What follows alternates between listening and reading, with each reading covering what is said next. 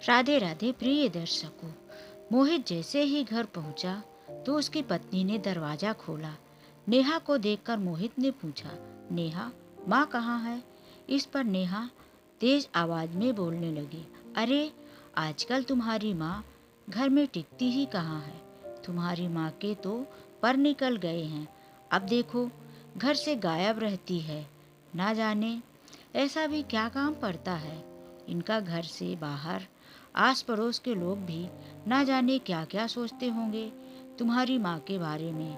अरे अपनी इज्जत की फिक्र नहीं है तो कम से कम हमारा तो सोचना चाहिए। तुम्हारी माँ को जैसे ही तुम जाते हो वह भी निकल जाती है तुम्हारे पीछे पीछे, और घर के सारे काम मुझे अकेले ही करने पड़ते हैं। आजकल नेहा हमेशा यही कह रही थी कि माँ घर से बाहर निकल जाती हैं। मोहित गहरी सोच में डूब गया कि आखिर माँ जा कहाँ रही है। मोहित माँ को बहुत अच्छे से जानता था और इतना तो यकीन था कि माँ कुछ गलत नहीं कर रही है। मोहित की माँ कमला जी ने अकेले ही मोहित को पाल पोस कर बड़ा किया था और कमला जी की पूरी दुनिया ही मोहित था। मोहित ने जब से होश संभाला था बस माँ को ही देखा था। कमला जी अकेले ही मोहित का पूरा ध्यान रखती थी और उसकी बहुत चिंता भी किया करती थी। कमला जी हमेशा मोहित को समझाती रहती, सुन, बाहर ज़्यादा देर तक मत रहना, बाहर का खाना मत खाना, ऑफिस पहुंचकर फ़ोन कर देना। माँ की हिदायतों पर वो हमेशा ध्यान रखता था क्योंकि माँ की चिंता को वो बाखूबी समझता था। इसीलिए ऑफिस जाकर भी मोहित माँ को एक बार कॉल जरूर किया करता था। लेकिन कुछ दिनों से मोहित देख रहा था कि माँ कुछ बुझी बुझी सी रहने लगी थी और अपने मन में खोई सी रहती थी। आजकल जब भी वो ऑफिस से माँ को फ़ोन करता था तो माँ हमेशा कभी अपनी सहेली के घर या कभी घर के बाहर काम से रहती थी। यह कहकर वह फ़ोन रख देती थी कि काम में हूँ। मोहित को कुछ भी समझ नहीं आ रहा था कि आखिर माँ परेशान सी क्यों है। थोड़ी देर में कमला जी घर पहुंची तो उनका रुआसा चेहरा देखकर मोहित की माँ से कुछ भी पूछने की हिम्मत नहीं हुई। लेकिन मोहित ने मन में एक फैसला ले लिया था कि कल वो माँ के पीछे पीछे जरूर जाएगा और पता करेगा कि आखिर क्या बात है। अगले दिन वो घर से ऑफिस का नाम लेकर निकला लेकिन वो ऑफिस नहीं पहुंचा और जैसे ही कमला जी घर से बाहर निकली वह उनका पीछा करते करते वहां पहुंच गया जहां कमला जी जाती थी। मोहित ने देखा कि माँ एक अस्पताल में जाकर रुकी और वहां एक वार्ड में चली गई।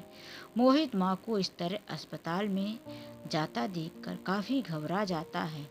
उसके मन में अनेक तरह के विचार आने लगते हैं, कहीं माँ को कुछ बीमारी तो नहीं। नहीं नहीं, मैं भी क्या सोचने लगा।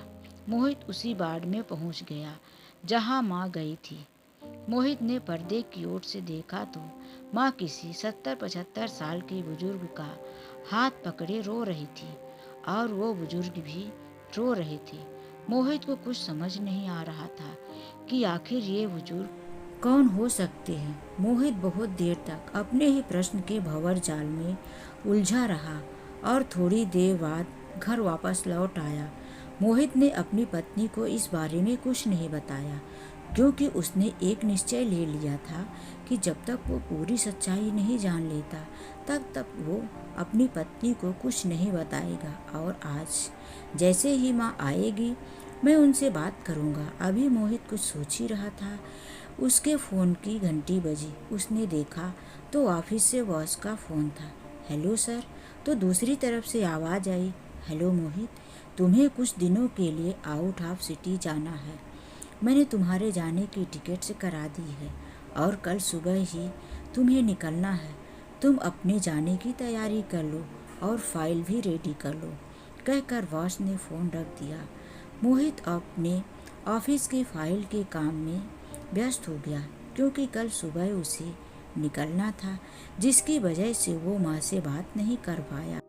और सुबह ही मोहित ऑफिस के काम के लिए निकल पड़ा। पूरे रास्ते वो सिर्फ माँ और उस बुजुर्ग व्यक्ति के बारे में सोचता रहा और सोच रहा था कि जब वापस आ जाऊंगा तो माँ से अच्छे से बैठकर बात करूंगा।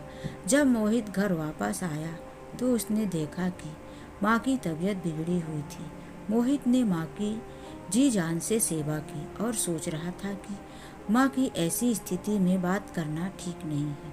माँ थोड़ा ठीक हो जाए उसके बाद उन बुजुर्ग के बारे में उनसे पूछूंगा, लेकिन बढ़ती उम्र और अस्थमा की बीमारी के चलते कमला जी ने कुछ ही दिनों में दुनिया को अलविदा कह दिया। धक्का सा रह गया था मोहित। माँ की तस्वीर को सीने से लगा। उसे अपने बचपन के दिन याद आने लगे कि किस तरह से एक दिन सुबह सुबह घर के दरवाजे पर किसी ने आने की आहट सुनाई दी। इतनी सुबह सुबह कौन होगा? यह सोचते हुए मोहित तेजी से बाहर दरवाजे की तरफ बढ़ा। तेजी से भागते हुए टेबल से टकरा गया। टकराने से टेबल पर रखा हुआ कांच का पॉट नीचे जा गिरा था, जिससे वहां पर पूरा कांच ही कांच फैल गया था। किचन में काम कर रही माँ बाहर आकर देखती है तो पूरे फर्श पर कांच ही कांच होता है। डर के मारे वो मोहित को अपनी तरफ खींच लेती है और उसको पूछती है, तुम्हें लगी तो नहीं ना? क्या ज़रूरत थी इतना भाग दौड़ करने की? चुपचाप कमरे में क्यों नहीं रहते? मैं आ ही तो रही थी दरवाज़ा खोलने। माँ की डांट सुनकर मोहित भी गुस्से से बोला, आप ऐसे ही मुझे डांट रही हो, मैंने कुछ नहीं किया।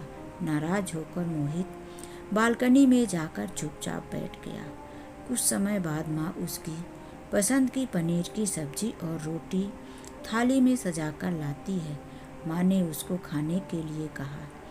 मोहित कहा सुनने वाला था, मुंह फुलाकर दीवार की तरफ देखने लगा। तभी उसकी माँ की आंखों से ममता के आंसू झलक पड़े और बहते आंसुओं के साथ माँ ने मोहित से कहा, सुबह से तूने कुछ नहीं खाया है, खाना खा ले। माँ के बहते आंसुओं को देखकर मोहित भी खुद को रोक नहीं सका और उसकी आंखों से भी आंसू झलक पड़े।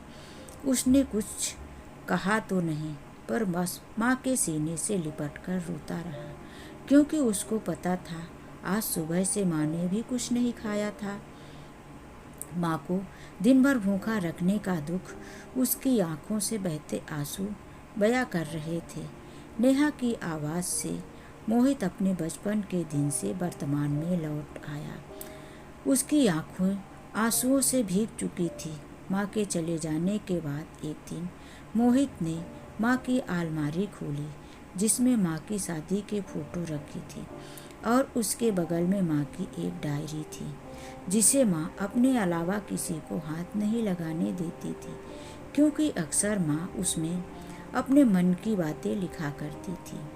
मोहित ने जब डायरी खोली तो उसे एक खत मिला, जिसमें मोहित का नाम लिखा था।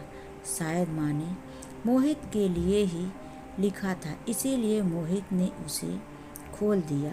प्रिय मोहित, मेरी शादी तेरे पापा यानी विजय प्रताप से हुई थी। ससुराल बहुत संपन्न था और मैं भी तेरे पापा को पाकर खुश थी। ससुराल में कदम रखते ही विजय के माँ बाप जी को मैंने अपना मान लिया था। मैंने सुबह से रसोई का काम हो या घर की साफ सफाई या घर को सजाना हो, सभी को मैं बहुत अच्छे से कर रही थी। छोटा सा परिवार था, मैं भी खुश थी, क्योंकि विजय के माँ बाप से मुझे बेटी जैसा प्यार मिल रहा था। सभी बहुत खुश थे और खुश तब और ज़्यादा हो गए जब तूने अपने ही होने की आहट दी। जब तू हुआ तो मैं घर में और भी ज़्यादा व्यस्त हो गई। घर, सास ससुर और तुम सबको अकेले ही संभाल रही थी। पता ही नहीं चला कि कब तेरे पापा और मेरे बीच अनदेखी दूरी आ गई। मैं घर में व्यस्त और तेरे पापा अपने काम में व्यस्त हो गए। तेरे पापा की सेक्रेटरी माया का अक्सर घर में आना जाना लगा रहता था, कभी काम के सिलसिले से तो कभी ऐसे ही। उसकी खूबसूरती के जाल में तेरे पापा फंसते ही जा रहे थे।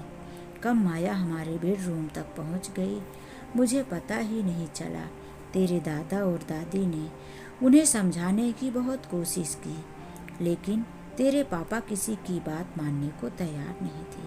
मैंने तो उन्हें तेरा वास्ता भी दिया, लेकिन तेरे पापा पर तो जैसे माया जाल का चश्मा चढ़ गया था। मैंने और तेरे दादा दादी ने तेरे पापा से रिश्ता ही ख़त्म कर दिया था। उसके बाद मैंने कभी उनसे बात तक नहीं की और ना ही उनसे कभी मिलने की कोशिश की। लेकिन कुछ दिन पहले जब मैं बहू को लेकर हॉस्पिटल गई थी, वहीं पर मुझे तेरे पापा भी दिखे। उनका गलत निर्णय उनको जीवन के चौराहे पर घसीट लाया था। माया को उनसे ज़्यादा उनके पैसे से मतलब था। जैसे ही तेरे पापा को बीमारी ने पकड़ा तो माया ने उन्हें दूध से मक्खी की तरह निकाल उन्हें फेंक दिया। माया तो अपने ऐशो आराम और पार्टी में ही बिजी रहती थी।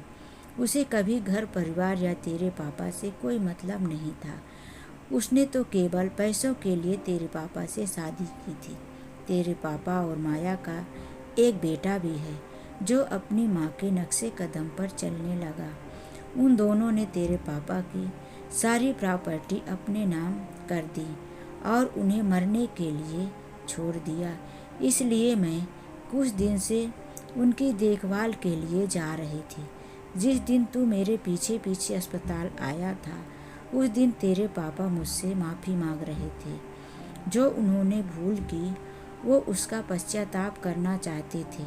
मैं नहीं जानती थी कि मैं उन्हें माफ़ कर भी पाऊंगी या नहीं, लेकिन इंसानियत के नाते और तेरे पिता होने के नाते मैं उनकी देखभाल के लिए जाती रही। आगे के लिखे शब्द धुंधले पड़ चुके थे। शायद माँ लिखते लिखते रो पड़ी थी। बेटा, मुझे पता है तेरे लिए भी उनको माफ़ करना आसान नहीं होगा, लेकिन बेटा कोशिश ज़रूर करना माफ़ करने की। हो तो उन्हें एक बार अस्पताल देखने ज़रूर चले जाना। वो तुम्हें देखना चाहते हैं। बाकी मुझसे जो गलती हुई होगी वो माफ़ कर देना। तुम्हारी माँ। मोहित अब समझ गया कि माँ कभी पापा के बारे में बात क्यों नहीं करना चाहती थी। माँ इतना दर्द, इतनी तकलीफ़ अपने अंदर लिए थी। मोहित भागकर हॉस्पिटल गया और अपना परिचय उनको दिया। मोहित को देखकर वो रोने लगे। मुझे पता है बेटा, तू मुझे कभी माफ़ नहीं करेगा, इसलिए आजकल तू अपनी माँ को यहाँ आने नहीं दे रहा है। मैंने तेरे साथ और तेरी माँ के साथ बहुत गलत किया, लेकिन हो सके तो मुझे माफ़ कर दे बेटा। मोहित बोझिल मन से उनको माँ के बारे में बताया। माँ के बारे में सुनते ही उनकी आंखों में आंसू भर आए थे। उन्होंने अपना हाथ मोहित के सर पर रखा और हमेशा के लिए दुनिया छोड़ गए। मोहित वहीं पर फूट फूट कर रोने लगा। उसने विधि विधान से उनका अंतिम संस्कार किया। दोनों का इस तरह एक साथ जाना ये प्रमाणित करता था कि दोनों का प्रेम मन की गहराइयों से था। धन्यवाद दोस्तों। यह कहानी आप लोगों को कैसी लगी, लाइक और कमेंट करके ज़रूर बताएं। यदि मेरे इस चैनल में नए हैं तो जाने से पहले प्लीज़ चैनल को सब्सक्राइब कर दीजिए।